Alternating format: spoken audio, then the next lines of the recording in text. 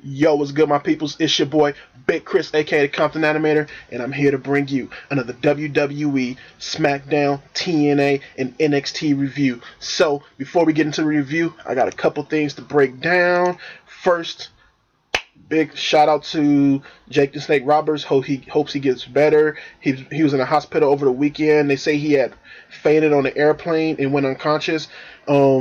DDP was coming up with some more information and stuff like that, so you can check his Twitter. I'm not sure the Twitter name or whatever, but you can check his Twitter or check the wrestling blogs and stuff. Hopefully, Jake the Snake pulls out of this. He's had a lot of fucking damage done to his body over the years by all the crazy shit that he's done, and the drugs and the crazy amount of wrestling and stuff like that, and just a lot of that shit fucks up your body. And even through all the good things he's done, like the yoga and stuff, it's hard to try to build yourself back up when so much has been destroyed. So all the hopes and the good lucks out to Jake the Snakes, and hope he gets better.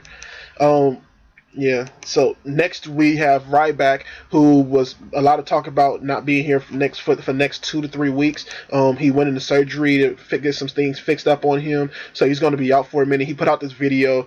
You could probably find it on YouTube or on his Twitter page or whatever, where he's just basically talking to the fans, saying that he's going to be back and doing the old big guy way and stuff like that. I thought it was pretty funny. So hopefully when he does come back, they can find something for him. They may end up just putting him back with Curtis Axel, but the way Ryback comes off on the internet is very funny and stuff, and the way he comes off in the backstage interviews is very funny. So hopefully they can tap into that and to make a good character out of him going forward. So yeah, good luck to Ryback on getting back as well.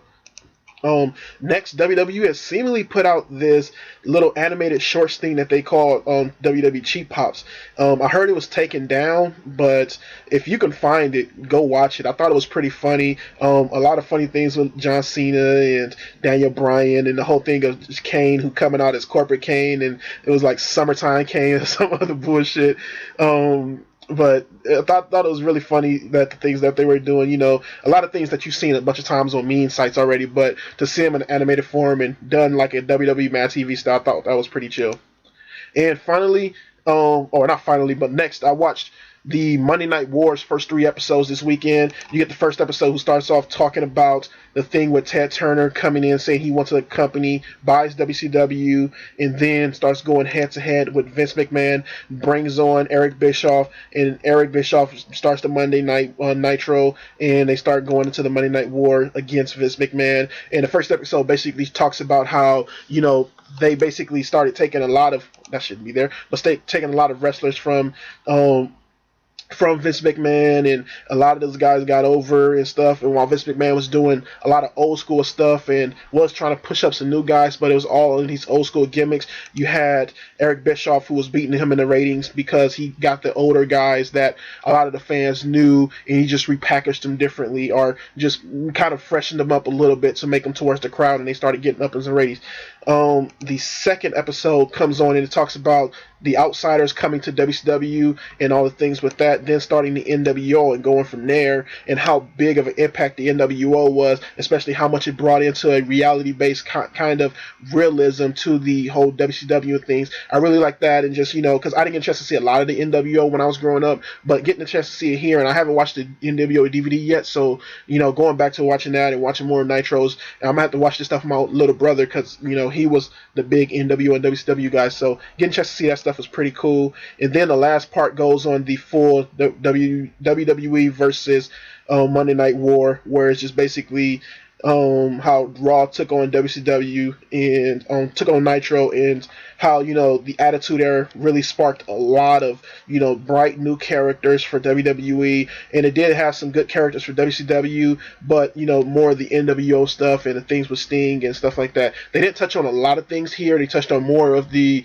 Attitude stuff with Austin and Rock and stuff like that, and how much of an impact them and the DX made during that time. But they did go into a lot of this stuff on here, and how, WCW did start having problems where, they were just doing too many old school gimmicks, and, everything was a stipulation match and stuff like that, to going down into, that they did fail because of that. But they basically picked on that, Vince McMahon realized that he had to go crazy with it and bring the Attitude Era in order to defeat WCW in the ratings and stuff. So I thought the first 3 episodes was really good to watch. A nice refreshing bring to the whole Monday Night Wars thing. A lot of things you've probably seen before, but to watch it in these little chunks episodes made it very fun to watch. A nice way to, kill time, plus get some, more wrestling stuff in your life. So I thought those were fun.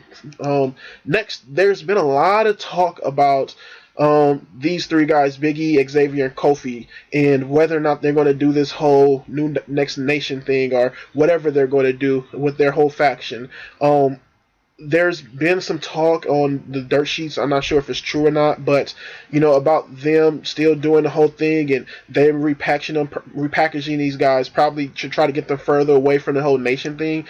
Like I said, there's been things about these guys wrestling in a lot at the house shows together, so I'm just going to keep my eyes open and my ears open, and hopefully, it's true that they're just trying to figure out a way to repackage these guys and to, get them out there and stuff like that. And that's all that's going on, and they just can't figure out how they're going to redo these guys. And, they're just trying to just write it out the best way to make them something out of this. So hopefully that's what it is, and it's nothing crazy dumb.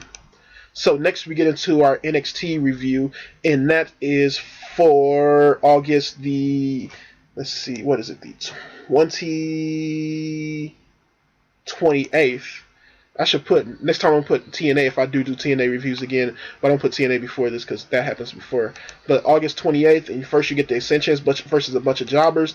They quickly squash the jobbers, then get on the mics, basically saying they're going for annihilation and stuff like that. You got both guys who got on the mic and just basically saying, there's some newcomers out of the tournament coming up against us, and we're going to destroy them. No matter who they are, they're getting destroyed at the takeover. So, okay promo between those guys. The squash match is basically showing their dominance against a bunch of bodies and stuff like that. But, okay promo from these guys. Hopefully, they can start incorporating more of their promo work and getting these guys better, since it is a developmental system to get these guys better before they push them up, because I see these guys going up really quickly, probably by the end of the year or probably by the end of the next couple months. So, yeah, these guys are going to come up very quickly, and hopefully, they can figure out what they're going to do with them and how they're going to push them. So next we get we get JoJo, who brings out our new general manager, which is William Regal, Sir William Regal. Very happy to see him as a new general manager. I knew about it for a couple of weeks now, but very happy to see him as this at what he is now. He gets on the mic, says how happy he is to be out here and be the new general manager, and says he has an idea for the main event for TakeOver. Then you get your NXT champion who comes out, Adrian Neville, and he starts talking about how, he has his own idea for what he wants to do and who he wants to face. Then you get Tyson Kidd, who comes out and saying, fuck all the bullshit. Basically, I want to be the guy that's going against the title. I'm the best guy for the job and stuff like that. Then you get Tyler Breeze, who comes out and he takes a dig at Tyson Kidd, saying that, Natty should get the title before you. So basically, I think he said, your wife is more worthy of a title shot than you are, and stuff like that, and got a big pop out of the crowd for it. Tyson Kidd got really pissed off about it. I really did like that. And then you got Sami Zayn, who came out and basically saying, I've been doing a lot. I've been here all the time having these great matches. I want a chance to get to the title too. William Regal hops on the mic and he basically says, you know what, I like this idea. First Adrian Neville hops on the mic and he says, you know what, this is who I want to face. And he says, I want to face Tyson Kidd. Tyson Kidd goes crazy about it. He said, I also want to face Tyler Breeze. Tyler Breeze gets happy and he says Sami Zayn as well, and he says he wants to do it in a Fatal 4-Way. William Regal agrees with it and sets up the match, Fatal 4-Way. All four of these guys going to get each other for NXT TakeOver, and later on in the night he's going to set up a match for the main event tonight. But I thought this whole segment was okay here. It set up the matches for the night going up, and I thought William Regal did a good job, just getting these guys in to come in, all of them setting up the reason why they're feuding and what's going to happen. So pretty chill right here going forward. Next you get Sasha Banks, who's in the match with Bayley, and it's just basically them two going back and forth with each other. This basically match though was Sasha Banks just excuse me, Sasha Banks just rolling over on Bayley. She had most of the offense here. She started off with a big slap to Bayley's face and just was going at Bayley here, just beating her down. But you get Bayley, who's playing the kind of John Cena type role, who comes out at the end, musters up a lot of energy and hits her with the hugplex and picks up the win here. And you get Bayley, who just basically, she had a couple moves in this match, but the Huzplex basically got it for her. She got her finisher out, and Sasha Banks, going back and forth with the crowd here. One thing I do want to say, though, is that I'm starting I really like Sasha Banks right now. Her skills in the in-ring is going very well. You're not going to see her at the takeover, so I'm going to talk about this. You're not going to see, her skills in the ring is going very well, and she's starting to get back and forth over with the crowd. Usually the crowd would chant, "She's ratchet," and stuff like that. Now you got a good, I would say, third of the crowd now saying, "No, she's not." So, you got some back and forth, and they were chanting Sasha's ratchet, and you had "No, she's not" chants, and then you had "Yes, she is," "No, she's not" chants going back and forth. So I thought that was really fun to watch and stuff. So yeah, I like how Sasha Banks is developing right now, and she's looking really good in the ring, and she's just really developing as a character, and this really did bring her out as a character. And Bayley, the comeback girl, is really looking nice here too, and it really is pushing her up as, this kind of, young chick who's very naive in certain ways, but she has a lot of charisma, stamina, and energy to her, and that's what she uses to get her wins. So, very much making Bayley that type of John Cena type character, which kind of they do need in the Divas division, and, somebody who's a big time baby face and not just this middle of the road, middle of the road type of tweener. But now you get Renee Young, who gets in the ring, gets Bayley on the mic, and asking her if she's happy about her win and what she plans to do, and she's basically saying, she's very happy to go now to TakeOver to face Charlotte at TakeOver and beat her for the title. You get Charlotte, who comes out, does her wooing and stuff. You get a nice thing where the crowd was talking to her, and she basically tells her to shut up, and she got a lot of heat from the crowd from that, which I did like a lot, and she's kind of going back and forth with the crowd for a second. Then she goes to Bayley and basically tell her, "You're not going to win. You should just basically go and hug people and do that and stop trying to become NXT Women's Champion and stuff." You get Bayley, who goes back at her and tells her, "I don't want a hug. I just want to beat you, but for now we can basically get a handshake." And Charlotte walks away from the handshake, and you get a little bit of tension between the girls. I thought this was pretty cool. The only problem I have with here is that, they're not really playing up to the character of Bayley here with the whole hugs and thing. I like the way they're going, that, she's just not about the hugs, and she is a real contender, and you don't want to make her a real contender, but, make sure you keep using the gimmick here so that you don't, push it down too much to where, she can't use it when she's going and everything else. But I do like it that you keep going her serious and stuff, and keep making her a viable contender, but don't always do it to forget about who the character is and who she is. But I did like the segment. I thought the whole match in this segment was pretty good. Next, you get William Regal, who's backstage with, I think it was Devin Taylor, and he basically sets up the tag team match for later on the night between the guys who are in the NXT main event. So he basically says that he's happy to be general manager and set up the match for later on the night. So happy to see William Regal as general manager.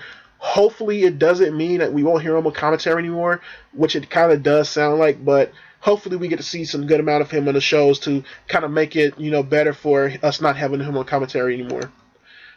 So next you get a match with Bull Dempsey versus Angelo Dawkins, and you get one thing I want to say about Angelo Dawkins. He kind of have a little playful action with the crowd here. It is very stereotypical black dude dancing type guy, but it kind of works for him with his playfulness with the crowd. But you also got Bull Dempsey, who's the old school tough heel guy. But the match is, you get these two going at each other. Bull Dempsey gets a lot of offense here, just basically beating the shot of him, and then finally hits him with his bulldozer to pick up the win here. What I do want to say about Bull Dempsey is that he's very much that Rusev type of heel, meaning that he's that bruiser that just going to beat you down. He doesn't have the whole, the crazy not crazy high flying, but crazy speed attacks that Rusev have with a bunch of, kicks and stuff. But he is a big time old school wrestling type of heel.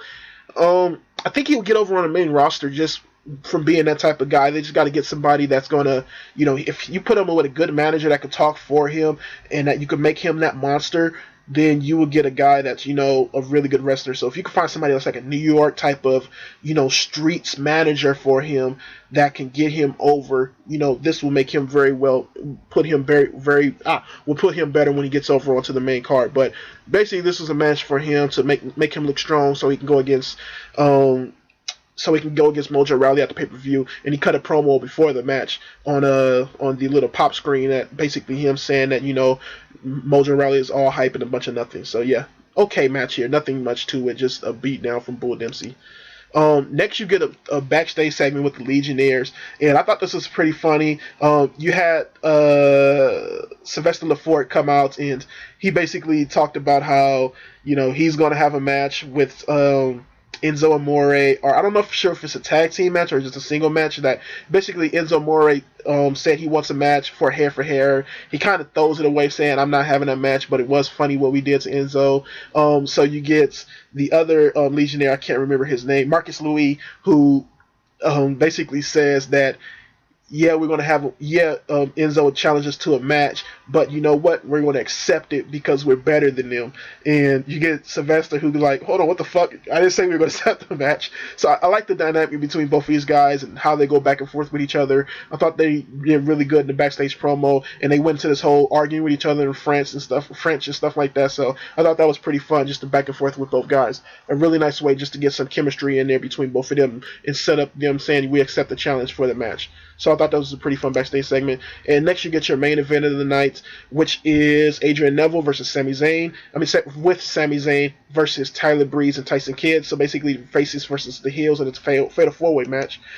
The match itself I thought was pretty chill. It started off kind of slow with just both teams going at each other and stuff, and just them hitting all the moves and stuff. But you got some crazy moves from the beginning with one of those corkscrew dives, or whatever you call it, that Adrian Neville does, where it's kind of like the Red Arrow, but he hops off of Sami Zayn's back to do it, and that looked really good. Then at the end, he does this kind of like running moonsault thing, and just looked really good. But it all goes down. They always start going all around the ring with each other, and then you get Sami Zayn, who gets thrown out of the ring. And I mean, not Sami Zayn who gets thrown out of the ring, but Tyson Kidd who gets thrown out of the ring, and you get Adrian Neville, who's getting ready to do the Red Arrow onto Tyler Breeze. Tyler Breeze deflects it. Sami Zayn gets in the ring, starts running to do the Helluva Kick onto Tyler Breeze, and ends up hitting Adrian Neville on accident. Tyson Kidd gets in the ring, throws out Sami Zayn. A lot of people remember this match. Throws out Sami Zayn, and then ends up pinning Adrian Neville. So he does his whole crazy cheering for himself thing, and I love the way this dude cheers every time he wins, and kind of gives him some momentum going into the pay-per-view and our special event, whatever they call it. And then you get Sami Zayn, who hits him with a Helluva Kick, then just stands there while everybody's laid out, picks up the belt and just looks at it, and that's how you win the show. I thought the match was pretty fun. Had a lot of good high spots in it. But I did like the way it ended with Sami Zayn accidentally kicking his teammate, and then you get Tyson Kidd, who gets the win, but also gets kicked himself, and you end with Sami Zayn looking at the thing he's wanted since the whole time he's been in NXT. So very fun match, and a really nice way to play it up with all these guys. So next you get your TNA, which happened on the 27th, I believe, of August 2014, and the show starts off with MLK, who I call him, with Kenny King, MVP, and Bobby Lashley coming out. They cut a promo talking shit about New York. I think before that you had Kurt Angle in the rafters, basically introducing the show and what's going to happen. But you get MLK, who comes out. They basically start talking shit about New York and how fucked up New York is, and that these guys suck and stuff like that, which I kind of do believe. But you get them going back and forth. I mean, start talking shit about the whole thing. Then you get Tommy Dreamer, who comes out, hypes up his city, or New York. I'm not sure if that's his city, but hypes up New York, talks shit about MLK, and then they get a match going. The match was basically a bunch of BS. It was basically a showcase for Bobby Lashley to look strong, and for MLK to show how helpful they are to Bobby Lashley. I don't like Tommy Dreamer right now. I like his promos. His promos are great. If he was just a manager guy that's just hyping up for other guys, beautiful, would love it. In the ring, it's not really his type of thing right now. He doesn't have the look anymore. Him wearing the shirts and stuff, it makes him look very big, and out of shape and stuff like that, And it just, he isn't that guy that he used to look like when he was at ECW, just another old wrestler. So I didn't like his parts in it and stuff like that. I liked his promo from it, but when the match happened, the match really wasn't that good to me at all. But Bobby Lashley did come out looking strong here, so I did like that.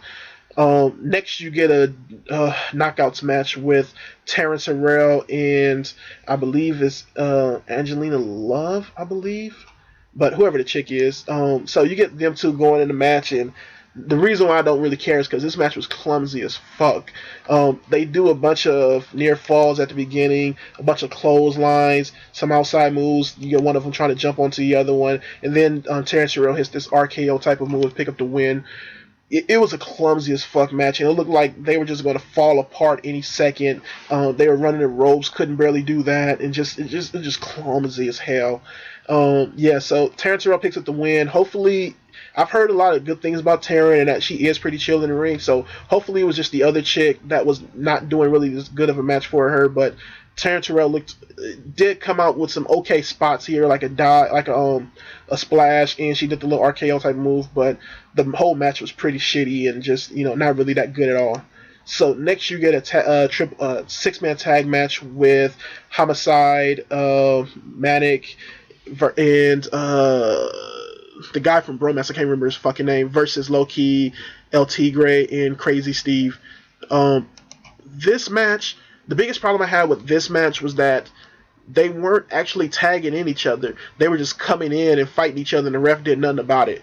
I thought the guys looked cool when they was hitting their little spots, which the match wasn't that long enough for them to do anything crazy good. But the most definitely thing about this match was Low-Key. Low-Key looked really good here, and he picked up the win, pinning Manic. I thought he looked really good here, and just his moveset and stuff like that looks really good, and the way he works just is a really good thing for the X Division. Hopefully they can figure out a way to do these matches to where that, number one, you're actually tagging other guys in and not just running in when you feel the need to do it. And just, I didn't know who was the main guy to get pinned, who was the guy that was supposed to be getting pinned, because they really didn't tag anybody in. They just ran in and did the tags when they felt needed to. So yeah, I did think Low-Key looked good here, but the match itself was pretty mediocre. Next you get EC3 versus Rhino. And you had Rhino who cut a promo before that, very old school kind of, Rhino promo where just, him just trying to growl, talking shit. But you get EC3 who goes against Rhino and basically beats the shit out of him. The match, Rhino does get some offense, but EC3 just demolishes him, picks up the chair, just beats him up, gets DQ'd for it. He threatens Rockstar Spud with the chair, but Rockstar Spud just kind of goes away. He pushes Earl Hebner in this match, and Earl Hebner just flops over. I was like, what the like,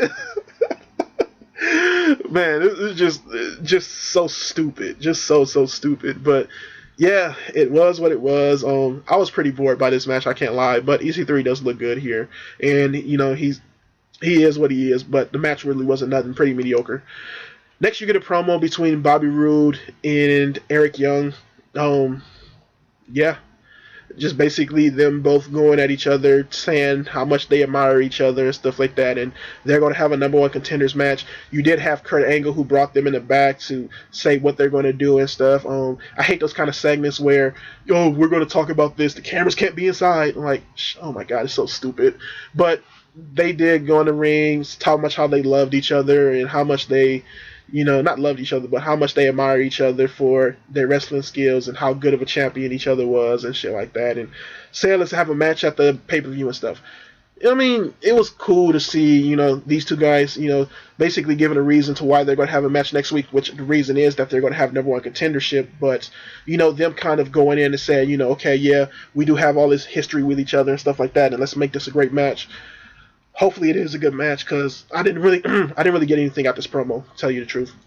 So next you get the Bromance who are backstage, and they're talking to each other about Tinder and stuff, and they're trying to challenge each other who can get the most likes on Tinder or whatever you do on Tinder. I don't use Tinder. But one of them gets a bunch of likes, and they all tie each other in likes or whatever, and they say that a knockout liked them, or they got a match with a knockout, and they're going to try to date the knockout next week to see who can do it better or whatever. It was really shitty backstage segments. And the other backstage segments are, I don't know what the fuck you call these. So you get Gunner and Samuel Shaw in a hotel room, and it's basically them getting set up for the rest of the night, and them, I guess, going to see what's going to happen later on in the night. And you get Samuel Shaw, who's supposed to be sketching, but it doesn't look like he's sketching at all. And Gunner basically says he's going to leave, and basically it sets up Samuel Shaw putting on Gunner's uniform and Gunner telling him to take it off. Fucking nothing I hate when TNA does these segments. They just don't know how to do them well, and I just got nothing out of this. They didn't give a resolution to it. All it was is take off my uniform, and I'm like, okay, why did you tell him to take off your uniform? Like, and then we didn't see him later on in the night when the whole thing where he's supposed to have the uniform for didn't go down. So I just didn't like this at all. And next you get another thing I really didn't like was you get what's his name, Sonata, who comes out with James Storm, and Sonata is now supposedly reformed into a version of the Great Muta, so he calls himself the Great Sonata, and he just puts on paint like gold dust. So it is basically supposed to be for that Storm is making Sonata in supposedly his image, but he looks like Muta, and I didn't like the change at all. It really didn't bring anything interesting in Sonata to me. And he had a match with Austin Aries, and the match was basically nothing but Sonata getting beat up for a lot, and then at the end acting like he is all tough and stuff by biting his hand and spraying mist in his face and shit. I didn't get nothing from the match. I thought it was an average match at best, and yeah, it really didn't do nothing for me. And the whole change, the crowd didn't pop from it at all, so it really didn't do nothing at all. So next you get Chris Mendes, who's being debuted on Impact, and you get Kurt Angle, who comes out, talks about how Chris Mendes has been through a lot, and he's an amputee from the war and shit, and saying that they saw him, and Mr. Anderson said, I like you a lot, and you're good. I want to have some guys train you, and you get Bully Ray and Devon who train him and stuff like that, and now he's in TNA. They talk about his whole war thing and stuff like that and everything like that. I think it's good for a type of sentiment to, okay, this guy who's been through a lot is now in the company and now is going to be a wrestler. I'm not going to prejudge it before I see what they're going to do with him, but I kind of do feel like that is just a crazy gimmick for them to try to get some people to watch the show, which is okay, but, I don't really want to see it with a war amputee, so hopefully he is a good wrestler, and that's the reason why they got him, not just because, he is a wrestler with a missing leg. I hope that's not it, and that's the whole reason why they're bringing him on, and it is that he's a good wrestler just with an interesting history behind him. So it's going to be interesting to see what they do with him and how he does wrestle with one leg and stuff like that, and whether or not it's with the amputee or not, with the prosthetic or not. So it's going to be interesting to see what they do with here, but I'm not really too even crazy interested about it, to tell you the truth. This show was pretty boring to me. I didn't really get into the show at all. And the last thing you got was the final, the tag team series, 3D versus Hardys versus the Wolves.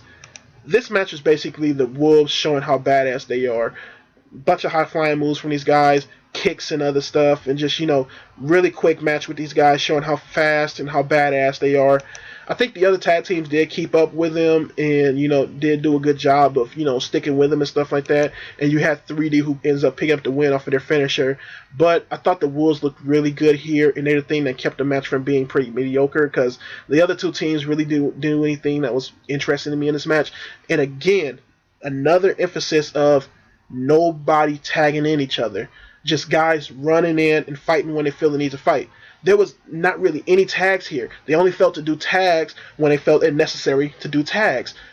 They didn't tag. They just ran in, fought, and the ref did nothing about it. He didn't say, okay, it's time to get out or nothing like that, or didn't try to stop anything, and he just looked at them when they did the shit. I'm like, oh man, I was trying not to think about that. I was trying to say, oh, maybe TNA the way they do tag matches, but it really did perplex me, and just what is he going to do if you don't have rules and shit. So I thought it was a pretty chill tag match, and I thought the Wolves looked really good here, and cool that 3M 3D's getting the win here.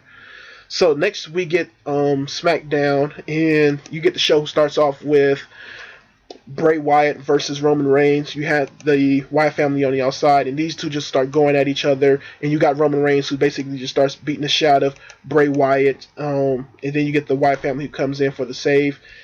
And then you get the world's biggest tag team that comes in to save Roman Reigns. So, yeah, I mean, the match was okay.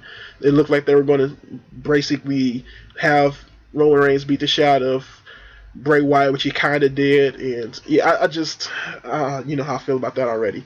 So, yeah, it was okay for what it was. Next, you get Rob Van Dam versus Seth Rollins. Basically, a match of these two going back and forth with each other, doing all their high spots and stuff like that, missing their finishers. But then you get Seth Rollins, who ends up hitting his finisher after a couple of power bombs into the belt buckles, and then you get him hitting his cursed off finisher for the win. Thought it was a pretty chill match between both guys, and I thought they did okay. I hear this is going to be probably Rob Van Dam's last match on the show, so good riddance. I mean, not good riddance, but you know, sad to see him go this way, and that he didn't really have any real thing to do but be basically a enhancement guy here. But it is what it is. You know, okay match between both of these guys. Next, you get a Divas match between Paige and Emma. Emma tries to roll up Paige after Paige does a bump and taunting. That doesn't happen. She gets put in the PTO. She taps out real quickly. Nothing to this match. Paige wins. And then you get AJ Lee, who comes in with a box of chocolates, smiles at Paige, tells her she wants her to eat the chocolate. Paige denies it, yells at her, eats the chocolate. Paige eats it, has a look of disgust on her face, trying to play it up to AJ Lee, and then spits it in her face, looks at her, and leaves the ring, kind of like, I just made you look like a fool type thing by spitting it in your face. So AJ Lee looks pissed off at it, but kind of plays the whole crazy thing up and stuff. So as far as this goes, it's okay, but they're doing too much when they don't need to do too much. Just have these girls be pissed off at each other and just go at it. That's all you need to do. Have them do. You don't need this crazy storyline of I love you, no, I love you more and stuff like that. Just have these two girls go at each other. That's all. You don't really need all this. And have a fucking match. You know, this whole show is, I'll talk about it later, but this whole show was spent with Raw segments and shit like that. But, you know, I thought this was okay, but, you know, you could have just did this simply with these two girls just fighting each other and just being pissed off at each other. I mean, simple as that. We don't need to see much. It's just fucking wrestling. Come on. So next you get a match that I actually did like with Rusev versus Jack Swagger. I thought when I looked at this match at first that I was just going to be tired of seeing these two go at each other, but they actually did have a pretty fun match with each other, just going back and forth with each other, just, you know, one guy attacking Swagger's, Rusev attacking Swagger's ribs, Swagger attacking Rusev ankle, and there's them going back and forth and just, you know, brutalizing each other, just, you know, ankle, ribs and stuff like that, and just, you know, it ends with Swagger trying to get to Rusev ankle and Rusev kind of getting out of that, then with Rusev hitting Swagger with the accolade and Swagger ends up getting out of that, and then you end with Rusev looks like he's going to finish him off with the accolade and Swagger trying to get out, and Bo Dallas comes out, throws a towel in the ring. You don't really see Bo Dallas, you see a towel hit the ring. The referee gets distracted by that, tries to throw the towel at the ring, and Bo Dallas comes around, grabs Swagger's foot, Swagger falls, gets put into the accolade, and Bo causes Swagger to lose. I like this a lot. The match between Rusev and Swagger was really fun. Just them brutalizing each other, just going back and forth. A lot of good selling there. And then you get Bo Dallas, who kind of fucks it up for Swagger at the end, and him getting some nice heel heat from this. Really fun, really nice, very fun segment and match. And then at the end, you get Swagger, who basically taps from that. And Bo Dallas gets the microphone, shits on Swagger. Swagger tries to come back for an attack. And Bo Dallas hits him with the Bulldog and stands tall. Really nice, really fun match. And really fun end segment talk right there from Bo Dallas. Liked it a lot. And very interested in where they're going to go from here. Still interested to what the whole thing with Henry and Rusev was and whether or not they're going to go back to it. But we'll find out next week. So next you get the Usos who come out. One of the Usos is still messing with the whole injured leg thing. He's still selling that. They're going to one of the Usos is going to take on Stardust. I like that Stardust is kind of getting a nice crowd interaction here, and he's figuring out who his character is and what he does. The whole finger pointing thing that he does with Goldust, he started doing with the crowd now, to where him playing up this whole thing of this galactic type of guy here. And you get a match between Stardust and one of the Usos. Pretty okay match here, nothing too crazy from it. And what you get is, before the match, you get Goldust, who says, "I'm sorry for what we did last week. Hopefully you accept our apology." And they go into the match. Rusev and Stardust go back and forth with each other, and then you get Rusev and Stardust and one of the Usos go back and forth with each other. Uso picks up the win here off of a roll-up, and then you get Stardust and Goldust, who basically beat down on the Usos and stand looking menacing over them. So kind of go back on their whole little thing once one of the guys gets pinned. So next you get The Miz, who was in a backstage segment, basically saying that he's got a thing to do tonight, and he's going to finish up what he has to do at WWE and go do that, whatever the acting gig or whatever it was. Kane comes at him, says, "No, you don't. You're going to have a match." And he does come out for the match, and he's instead of having him have a match, he has a stunt double again, which is Miz Dow, I guess Sandow's calling himself now. So you get them that go into the match, and it's going to be versus Sheamus, the U.S. champion. The Miz basically sets up that he's not going to get his moneymaker hit tonight, and that he's going to have his stuntman Sandow come in once again, hopefully to go over him. He distracts Sheamus, and Sandow starts to beat the shot of Sheamus for at the beginning. Sheamus comes back while the Miz is talking shit on the mic, and picks up the win here after hitting the White Curse backbreaker, or whatever he calls it, the White Curse, whatever the fuck he calls this move. White Noise. So he hits that, picks up the win here, and starts looking at the Miz, going back and forth with him, just in stares and grunts and shit like that, while the Miz is tapping at him and stuff. That's cheering him on. The Miz gets in the ring and hits Sheamus, runs out. Ziggler comes, throws him back in. Sandow ends up protecting the Miz the Miz pushes Sandow in front of him. Sandow gets hit the bro kick. Miz gets out, and then just starts clapping at Sheamus and Ziggler again that he didn't get the moneymaker hit this time again. I really like the Miz here. I already said much about how much I like his character now. It's an asshole that you love to hate, and I think he's doing a really good job here, and it's the best I've ever seen his character in a while. So, really good job as a heel here and really playing it up. And I love the way he's dressing. The asshole Hollywood type of dress, really fun to watch here. Kind of 70s type of dress that he got on. Like early 70s, kind of late 60s type of style. I really like that here. So, also, a lot of these filler type matches were very short because they showed a lot of Raw stuff tonight. If you're going to do SmackDown, don't do Raw. That's all I got to say about that. Have the matches go long. Let SmackDown be about the matches. It doesn't need to be about a bunch of storylines and stuff like that. Let it be about good wrestling and not you showing Raw stuff every night. So next you get your main event, which is Roman Reigns in the World's Strongest Tag versus the Wyatts. And it's basically them going back and forth with each other. The Wyatts getting a lot of offense. The World's Strongest Tag Team getting some offense here, and them just going back and forth. Wyatt's coming in, beating the shot of them. Roman Reigns finally gets in, does his whole thing. The thing breaks down. They all start going at each other, hitting finishers and stuff like that. You get Mark Henry, who hits the World's Strongest Slam onto Bray Wyatt. And Henry gets hit himself. Rusev super kicks Roman Reigns, but Roman Reigns takes that and hits him with the spear, picks up the win here. What can I say about it, dude? It's a match. I thought the match was okay. I thought they had a fun ending. The beginning of it wasn't really that much of anything, but it was what it was. It's just another burial of Bray Wyatt now. It will be interesting if the Wyatt family did get some wins over the World's Strongest Tag Team, and it's like a real big back and forth between those guys, but showing Henry has beat these guys down, and the Wyatts hasn't looked strong against those two at all, and Bray Wyatt has lost basically twice to Roman Reigns in one night. So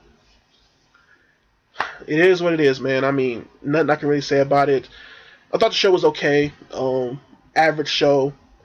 NXT, I liked it a lot this week. I thought it was an okay show, a build-up show for what's going to happen next week, but an okay show nonetheless.